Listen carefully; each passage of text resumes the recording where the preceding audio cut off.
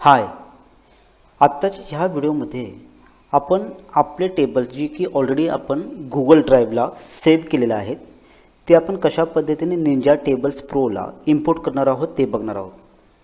तर त्याच्यासाठी तुमच्या कॉलेजचं जे काही ऑफिशियल अकाउंट आहे ते आहे sitcoe@gmail.com। ह्याला पहिल्यांदा आपण लॉग इन करू।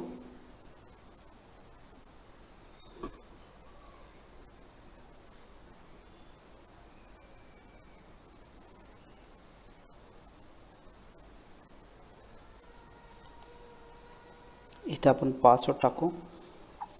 हा पासवर्ड मी तुम्हाला व्हॉट्सअपला ऑलरेडी शेअर केलेला आहे। आता आपण काय करू की आपल्याला आपल्या गुगल ड्राईव्हला जायचं आहे। त्याच्यासाठी ह्या 3 डॉट्सवरती क्लिक करू आणि आपण आपल्या ड्राईव्हला जाऊ।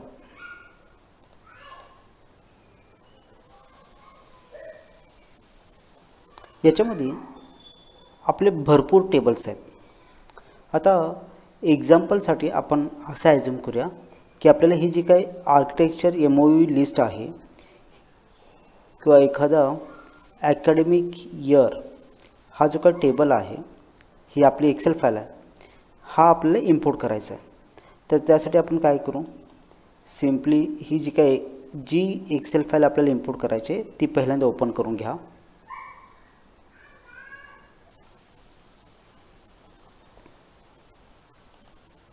त्याच्यानंतर ह्या एक्सेल फाईलला आपल्याला डाउनलोड करायचं आहे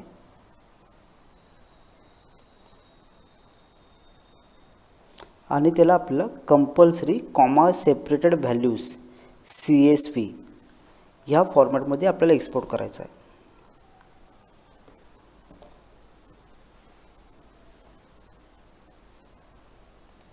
आपण ह्याला एका फोल्डरला ह्या जिथं आपली ही फाईल डाउनलोड झालेली आहे त्या फोल्डरला आपण ओपन करून घेऊ।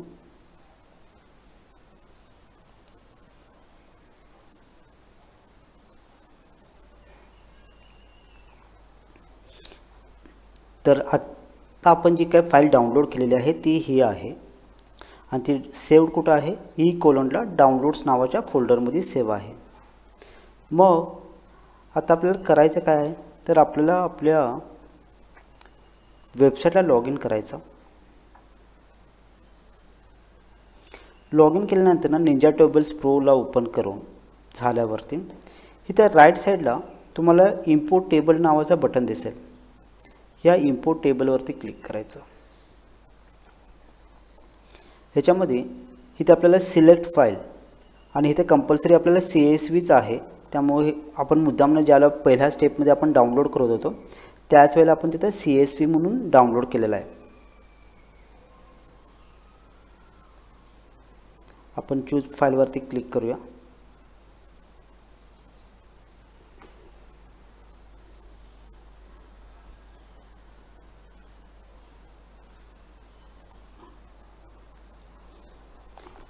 आता ती फाईल माझ्या E:/डाउनलोड्समध्ये सेव्ह आहे। ही ती फाईल आहे, ह्याला आपण ओपन करू।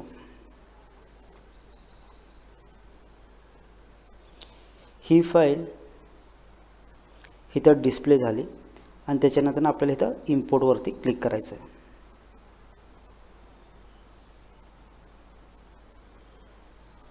सक्सेसफुली ॲडेड अ टेबल, ओकेवरती क्लिक करा।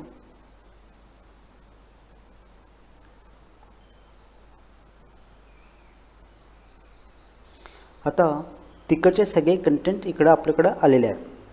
आता समजा हे नाव जे काही बाय डिफॉल्ट तिकडच्या एक्सेल शीटचं त्याने नाव घेतलेलं आहे, हे जर आपल्याला जर एडिट करायचं असेल तर ह्याला आपण एडिट करू शकतो। ह्याला आपण एडिट करू, ठीक आहे, अपडेट।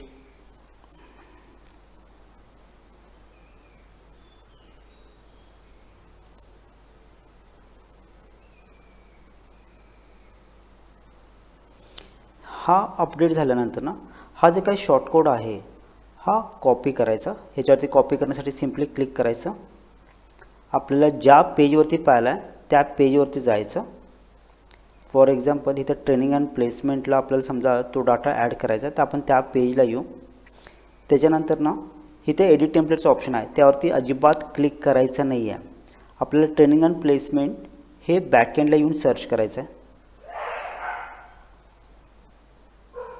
इथे लेफ्ट साईडला तुम्हाला ट्रेनिंग अँड प्लेसमेंट असेल, इथं आहे आपला तो ऑप्शन. आपण ह्याच्यावरती क्लिक करू.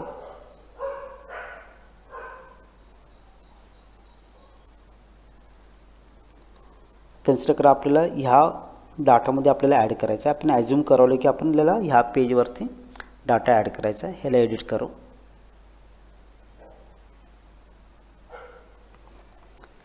आपण सगळ्यात खालच्या साईडला येऊ डेमोसाठी आणि इथे तो आपण शॉर्ट कोड पेस्ट करू. आणि पेस्ट करून झाल्यावरती आपल्याला फक्त तो आपल्याला इथून अपडेट करायचा आहे. आपण इथून अपडेट करू.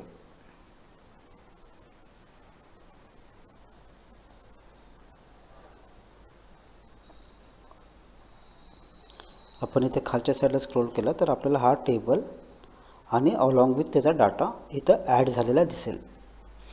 तर अशा पद्धतीने आपण आपला डाटा एक्सेल टेबलवरून आपल्या वेबसाईटला इम्पोर्ट करू शकतो. थँक्यू.